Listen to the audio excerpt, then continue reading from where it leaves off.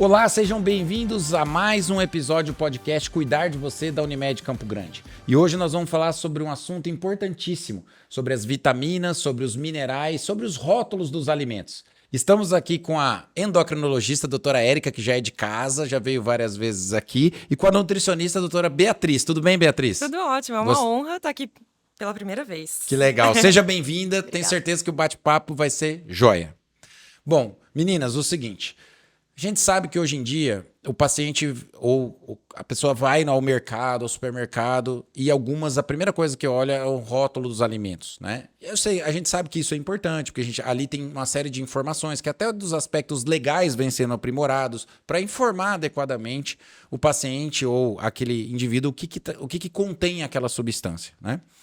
E aí a primeira pergunta que vai para vocês é o seguinte, quais são os principais elementos que a pessoa deve olhar num rótulo, Beatriz, de um produto? É claro que vai depender da patologia, se ela tem alguma patologia ou não, mas para o indivíduo que quer alimentos saudáveis, ele não tem nenhuma patologia, o que ele deve olhar para evitar o consumo? Ótima pergunta, André. Eu acho que assim, você comentou sobre a parte legal dos rótulos. O Brasil, ele é o país com a melhor legislação de rótulos que a gente tem no mundo. A legislação de rótulos, ela é muito boa. Claro, porque tem uma questão de quantidade, de preço, mas também por uma questão nutricional. E a primeira coisa que eu falo para qualquer um, com doenças crônicas ou não, é olhar os ingredientes. Por quê? Os ingredientes no rótulo, por lei, eles vão ser sempre descritos do que mais tem para o que menos tem. Então, por exemplo, se ele vai pegar um suco e a primeira coisa que tem é água, a segunda coisa que tem é açúcar, a terceira é laranja, ele tem que entender que ele não tá tomando suco, ele tá tomando água com açúcar e com gostinho de laranja. Certo. Então, sempre olhar primeiro os ingredientes, o que é um pouco contraintuitivo, porque a gente aprendeu a olhar primeiro para aquela tabela que tem assim... nutricional, né? Que tem as calorias, os carboidratos, as proteínas. Isso. O nosso olho, às vezes, ela vai direto para lá. É mais importante eu saber o que tem de fato, de ingrediente, do que como esse ingrediente virou carboidrato, proteína, tarará. Então, primeira coisa de tudo, olhar para os ingredientes. Porque ingrediente é uma coisa que a gente conhece, né? Se eu peguei um biscoito e tem lá farinha de trigo, eu conheço farinha de trigo, né? E também vale para uma outra dica que eu sempre dou, que é, se o alimento tiver mais do que 5 ingredientes, ele é considerado um ultraprocessado. E ultraprocessados são alimentos que a gente tem que evitar. Bateu o olho, tem aquela listona de ingredientes, que tal trocar, né? Esses dias eu tava no mercado e tinha uma moça procurando um molho de pimenta. E ela tava e vai e volta no molho de pimenta. E daí eu ofereci ajuda. E ela falou, não, é porque eu não sei qual levar. Daí eu falei, olha, escolhe o que tem menos ingrediente. Daí ela falou, mas esse é muito apimentado. Daí eu falei, então, claro. por que isso, né? Porque vai tem ter mais pimenta. pimenta. Sim. Exato. Então, assim, é importante olhar os ingredientes primeiro de tudo e ver se você conhece os ingredientes. É isso que eu ia te perguntar. Então, por exemplo, assim, a maioria... É claro que para nutricionista, para o médico endocrinologista, os ingredientes, eles são familiares. Mas, claro, farinha de trigo, todo mundo conhece, a água, açúcar e tal. Mas alguns ingredientes, eles vêm disfarçados e aí, às vezes, esses ingredientes, eles podem causar mal ou ter... Quais são os ingredientes, assim, principais que devem ser evitados? Você já comentou que se tem mais de 5, provavelmente é um ultraprocessado. Eu queria que você comentasse, assim, qual que é o problema de se consumir alimentos ultraprocessados e quais são os ingredientes desses componentes que podem levar a algum problema na saúde? Tá, a lista vai ficar comprida. Por Sim, quê? não, mas os principais. Vamos lá. Assim, quando a gente olha os ingredientes que a gente conhece, por mais que eu seja nutricionista, a doutora Érica seja médica, a gente tem palavras, tem ingredientes que a gente não consegue nem pronunciar, porque eles são produtos químicos. E daí a gente entra num lugar onde a gente não sabe e o seu corpo ele não vai entender muito bem o que é aquilo. Tá? Então, se tem mais do que 5 ingredientes, ultraprocessado. Se tem ingredientes que você não consegue ler, também já é um sinal para dar um passo para trás e tentar escolher outro alimento. Existem sim alimentos, e na indústria a gente usa da tecnologia para produzir um alimento. Então, por exemplo, lembra quando tinha gordura trans? Tá. Gordura trans é uma gordura que foi modificada no laboratório para ela ter uma textura diferente, é uma textura mais macia. Só que ela foi proibida. Então, hoje a gente tem um outro tipo de gordura que é gordura interesterificada. Só a nutricionista consegue ler a palavra. Essa é uma gordura que ela faz crocância nos alimentos. Só que ela é um potencial para risco cardiovascular e aumento de colesterol. Tá? Então, é um nome muito difícil, é um nome que eu posso dizer aqui que também vai influenciar a quantidade de, o aumento de colesterol, né? A quantidade de problemas cardiovasculares na população. Leu gordura interesterificada. Tenta procurar outro alimento. Eu acho que isso é interessante. Quando a gente entra nos produtos químicos que podem estar nesse alimento, que podem fazer mal, daí a gente tem, como diz minha avó, de mamando a caducando. Tem tudo. No geral, você conhece, e as pessoas conhecem os ingredientes que a gente sabe quais são. Água, açúcar, sal, farinha de trigo, vinagre, tempero. A gente conhece. Se tem nomes muito difíceis, eu acho que eu diria para o paciente não levar, né? Ah, entendi. E assim, é verdade dizer que normalmente assim, os alimentos que contêm grande quantidade de conservantes, principalmente, são aqueles que são feitos para durar mais na prateleira ou são feitos para um consumo mais prolongado, normalmente, ou às vezes até para reduzir o custo, ou seja, quando o alimento ele é mais natural, ele tem um valor normalmente financeiro maior do que mais caro do que um outro que tem uma qualidade pior. Isso normalmente existe essa relação? Existe. Assim, quando a gente fala num tempo de prateleira e no excesso de conservantes, os principais conservantes, os conservantes mais comuns que a gente tem é o sal e a gordura. E a gente também pode usar açúcar para geleias, por exemplo.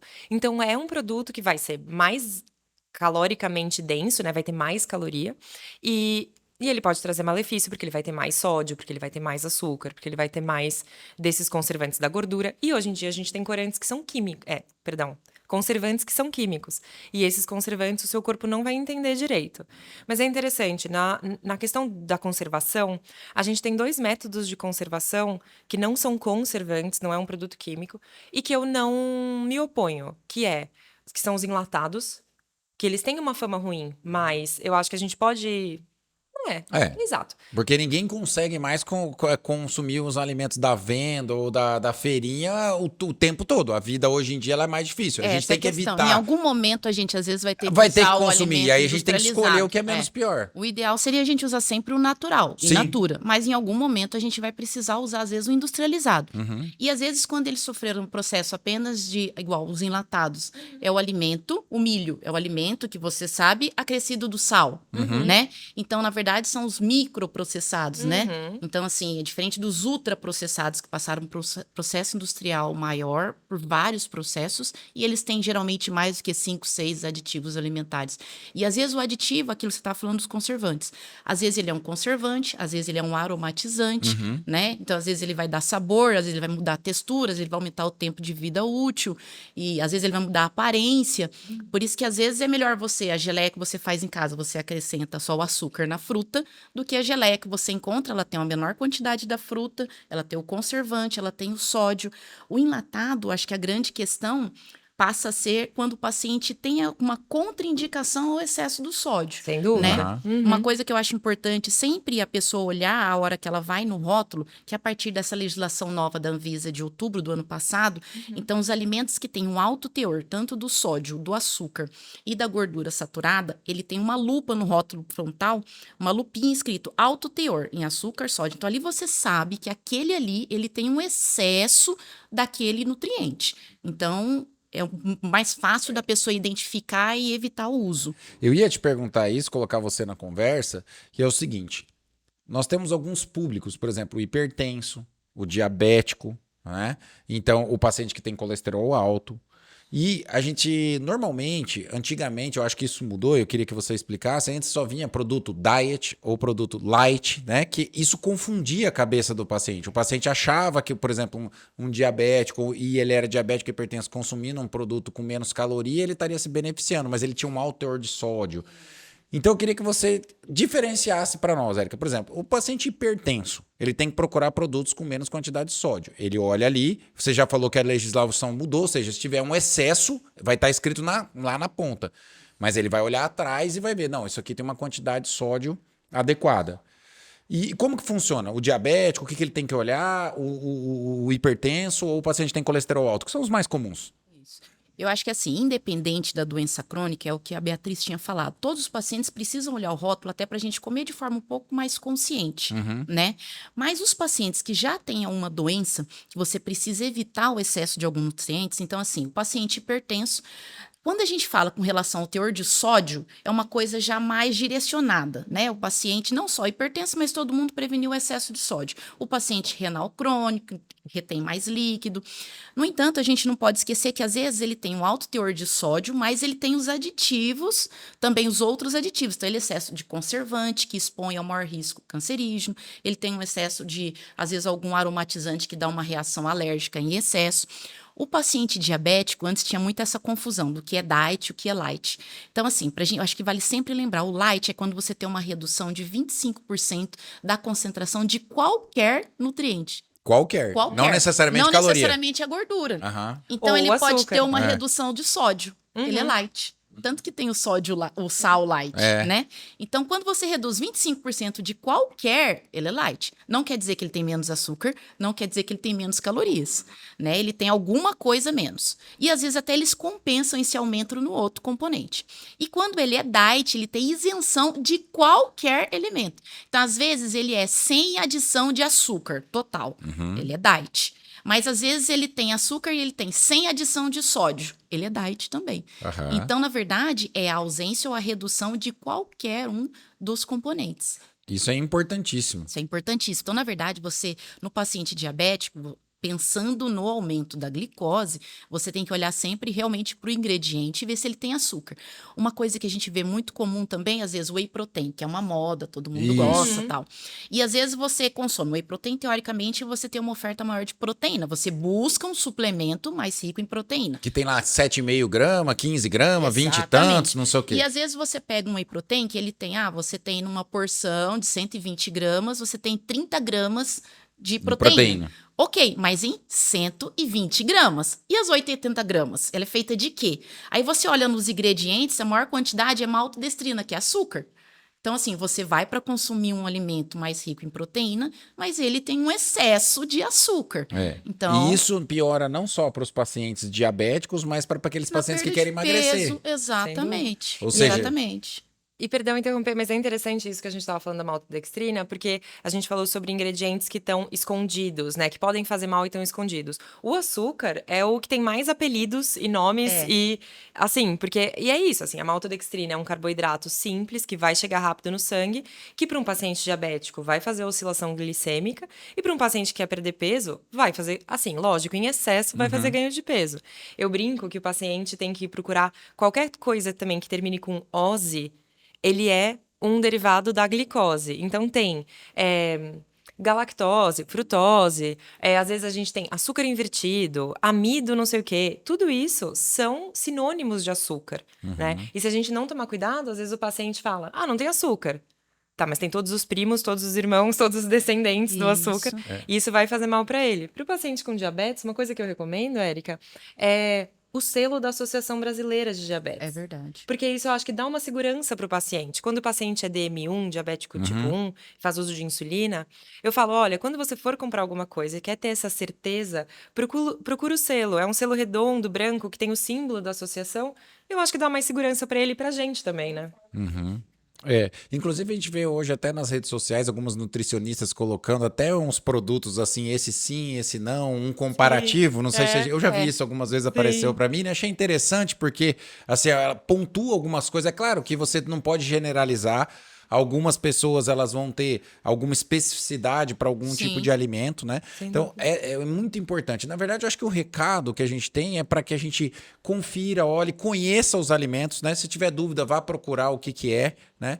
E comparar. Você falou em dúvida, André, uma coisa que eu recomendo, não é para todo paciente que eu recomendo, inclusive pacientes que eu percebo que tem uma tendência a ficar muito obsessivo pelo rótulo, eu não recomendo. Mas para alguns pacientes eu recomendo um aplicativo que chama Desrotulando, que é um aplicativo que você consegue ler o rótulo, ou pesquisar também, se quiser, e ele pontua os rótulos. Então, ele tem lá um ranking de nota mesmo, e de cor, eu acho que é verde, azul, vermelho, amarelo, e você consegue ver se o alimento tem uma pontuação melhor e por quê, ou se ele tem uma pontuação pior e por quê. Por exemplo, um enlatado que tenha menos ingredientes tem uma pontuação maior, e outros têm uma pontuação menor. É interessante, porque o paciente, às vezes, ele tem uma dúvida ali no mercado, e ele não vai me ligar, ou ele não vai ligar para a doutora Érica. No aplicativo, né? E aí um aplicativo às vezes faz. Uma coisa que eu acho que vale a pena lembrar também é que às vezes que a gente tem o rótulo do verso, onde tem os ingredientes, que é o mais importante. A gente tem a tabelinha de valor nutricional, que é onde as pessoas vão direto no valor calórico, Calórico. né? Que, na verdade,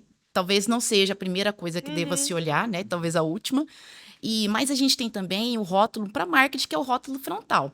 Então, assim, muitas vezes você vê escrito grande, 0% gordura, sem adição de açúcar e calorias, poucas calorias. Então, se você pega um iogurte sabor morango, 0% de gordura, zero adição de açúcar com hipocalórico, uma caloria bem baixinha. E aí, às vezes, dá uma impressão de que é um alimento super saudável. No entanto, você vai ver, ele não é morango de verdade, né?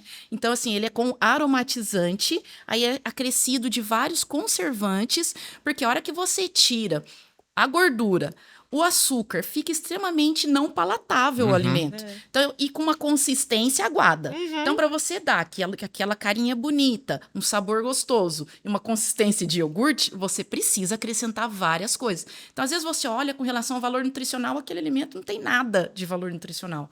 E a propaganda dele é É super. super.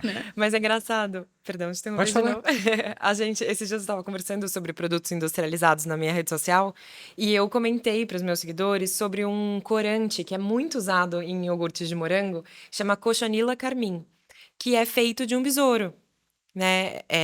Na verdade, é um insetinho, assim. Eles moem o inseto e esse inseto ele tem uma coloração vermelha e a gente adiciona isso nos alimentos. Não tem risco nenhum. Só que as pessoas ficaram muito mais amedrontadas com comer besouro do que comer um corante, por exemplo, que a gente Artificial, falou. né? Exato, que tem um fator, enfim, que pode causar câncer.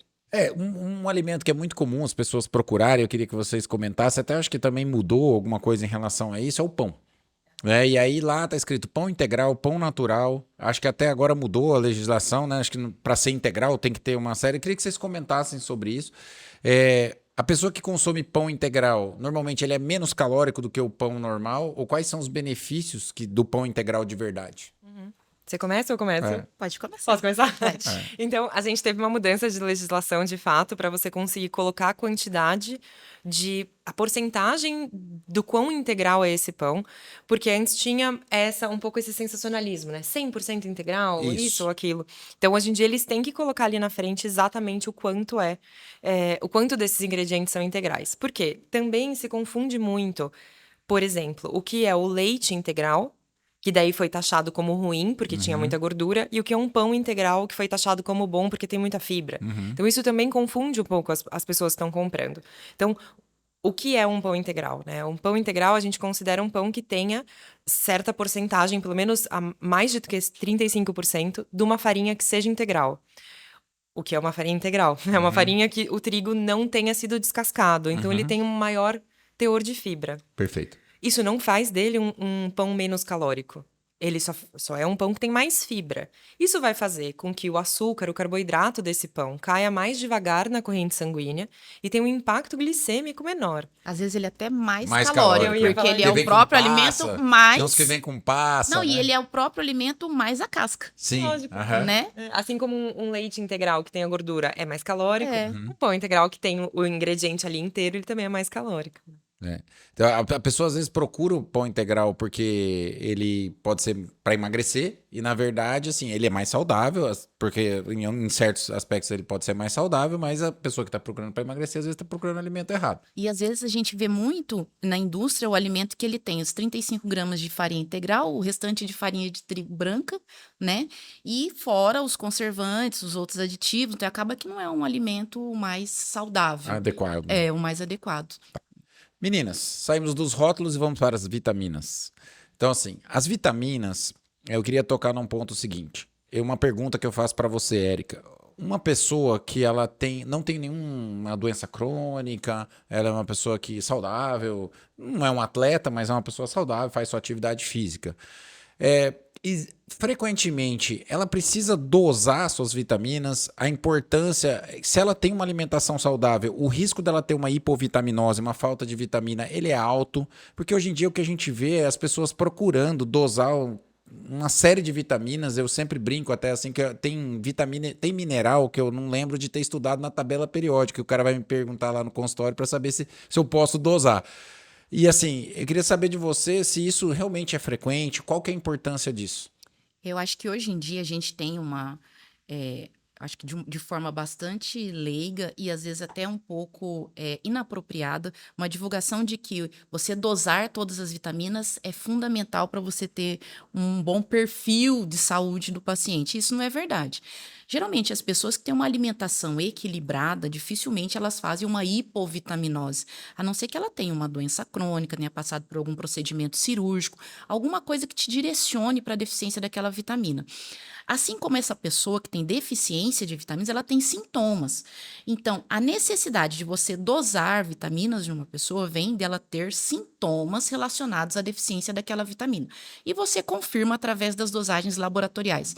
Mas não é uma rotina, a gente não tem um protocolo dizendo que é fundamental, você melhora a sobrevida ou você previne doenças fazendo a dosagem seriada de todas as vitaminas a cada 4 meses ou que seja 2 vezes por ano. Não, isso não existe. Então, na verdade, muitas vezes a gente vê as pessoas dosando vitaminas, dosando elementos que a gente nem repõe. E que, se tiver alterado, a gente não sabe muito bem nem o que fazer, né?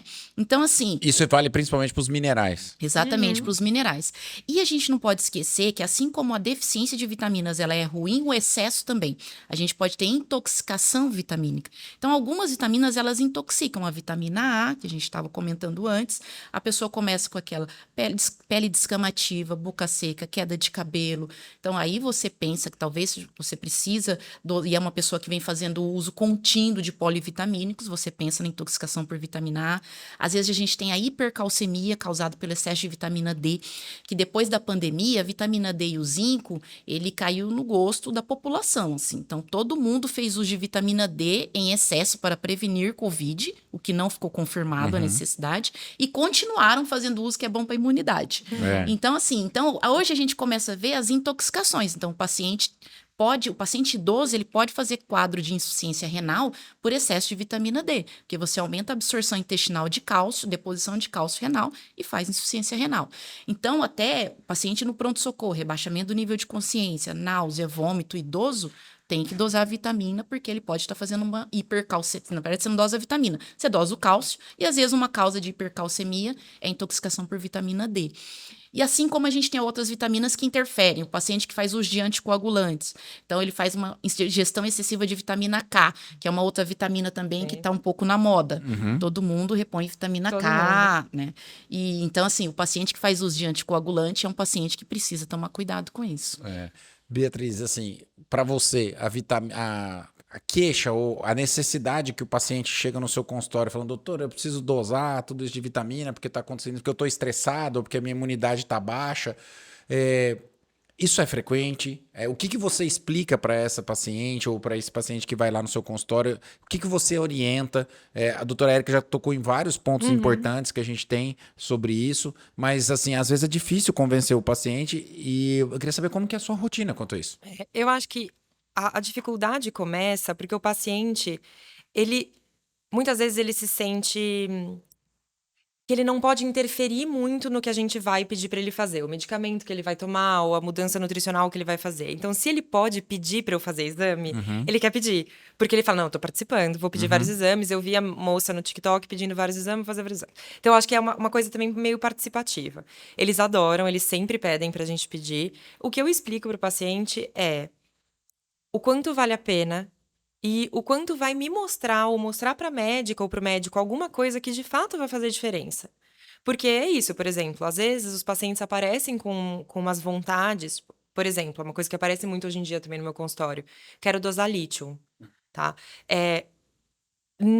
Ele toma lítio, né? A primeira pergunta. Exatamente. Né? Então, lítio é uma coisa que existe no nosso corpo, só que ela não vai mudar se você não tomar. Então, não tem necessidade.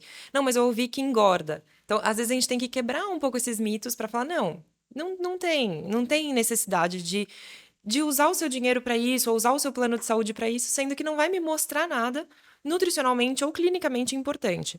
Mas eles gostam de fazer os exames. Porque eu acho que também dá uma segurança para eles. Não, tá tudo bem. Eu fiz e tava tudo bem, né? Mas assim, a gente tava falando sobre hipervitaminose, né? E eu até contei essa história antes, que o médico que descobriu a vitamina A morreu de intoxicação de vitamina A. Por quê? Isso é importante também. O paciente...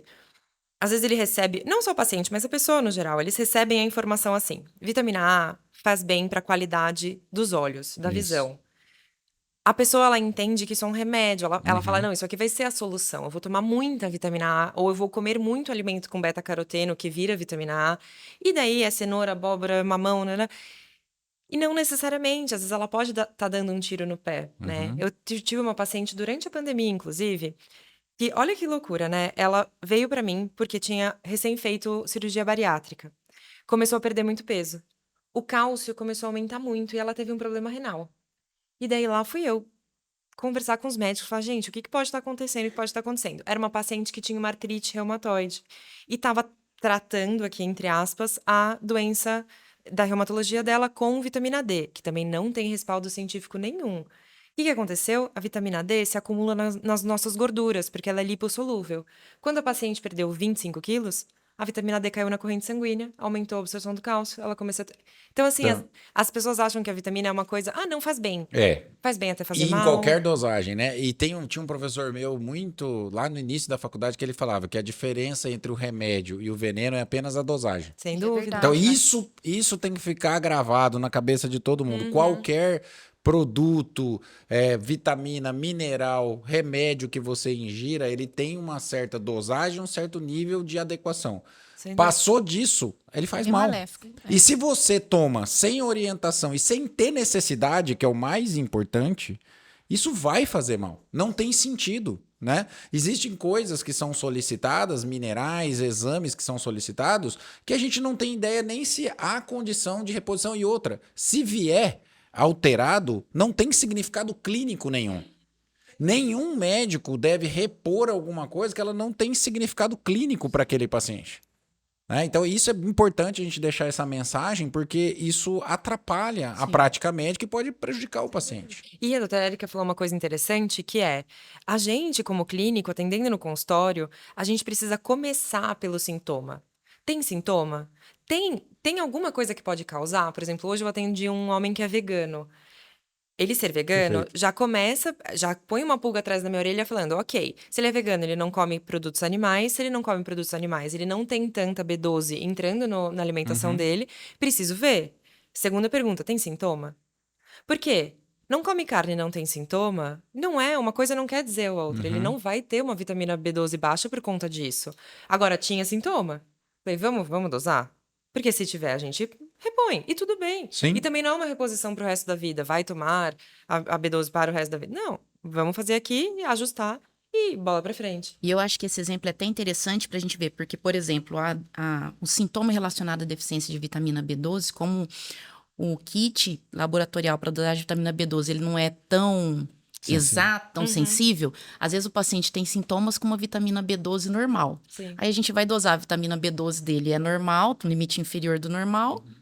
Então, por isso que às vezes você pode até mesmo tratar o paciente para, né, tá com sintomas e não necessariamente você precisar de uma dosagem. Ele tem uma história que justifica, ele tem um sintoma, você trata. Não necessariamente aquele valor laboratorial vai ser o principal, né? Sim.